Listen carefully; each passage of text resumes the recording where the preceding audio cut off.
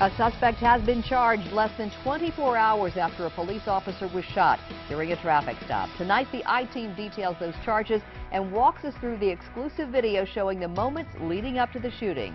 And that is our big story tonight at 6. Hi, everyone. I'm Donna Hamilton. That city police officer shot Sunday night is recovering this evening. It happened during a traffic stop in West Baltimore when the officer and his partner stopped a vehicle full of people who they thought were using marijuana.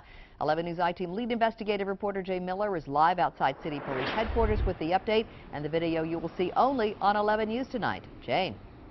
Donna, perhaps it is a sign of the time. City police commanders say amid all of the debate about the use of police force, city police commanders say that last night after Officer Andrew Groman was shot, city officers did not fire their service weapons. We start with that video. The security camera video shows the suspect car surrounded by police last evening near the Mondawmin Mall. City police officer Andrew Groman is on the driver's side of the car, police say, using a taser on a man in the back seat when the man pulls a gun and fires. Other officers run. The gunman jumps out and runs too. At least 2 officers pursue. Officer Groman suffered a wound to his abdomen. He'd been on the city police force less than 3 years. One of our officers doing a traffic stop was, for no reason, attacked viciously by this individual pictured before me. The incident last night started when the suspect car was initially spotted by a different officer at a nearby gas station. That officer smelled a strong odor of marijuana coming from the car and called it in. The car was pulled over a short time later with Groman, one of the responding officers. The man in the back seat, police say, refused to comply with an order to show his hands.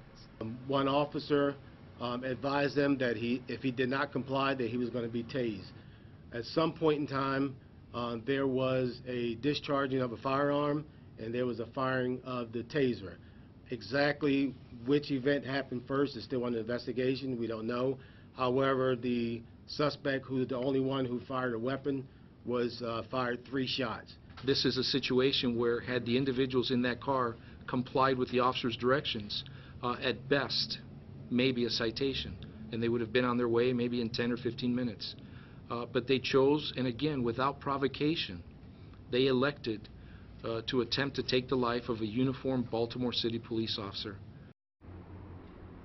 Officer Andrew Groman is in stable condition, police commanders report. He's at Sinai Hospital. He was shot below his bulletproof vest.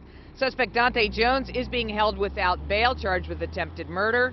According to court records, he was due in court tomorrow on an unrelated case that also involved gun violations and drug violations. That, of course, means he was out on bail at the time of last evening's shooting. Reporting live tonight from downtown, I'm Jane Miller, WBAL TV 11 News. Jane, thank you. Well, Police Commissioner Anthony Batts spoke outside the hospital last night, not long after that shooting took place. He stood with the mayor, hospital officials, and Councilman Nick Mosby and offered a statement that a lot of people are talking about today. I'm not caught on the irony of the time or the situation.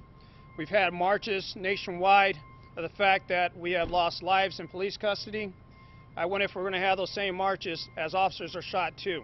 This is a difficult situation, a difficult time, and I thank people for standing in support. Local activist Courtney Witherspoon offered a rebuttal in an email to 11 News last night saying, quote, "We applaud the mayor, commissioner, and state's attorney for standing by the officer's family during this difficult time and hope that they share the same level of compassion for the victims of police terror." He continued, "We are united in our opposition to violence, whether it's police-involved shootings or police terror. We have never seen the mayor, police commissioner, and state's attorney stand with citizens as we stand with the families of the victims of terror," end quote.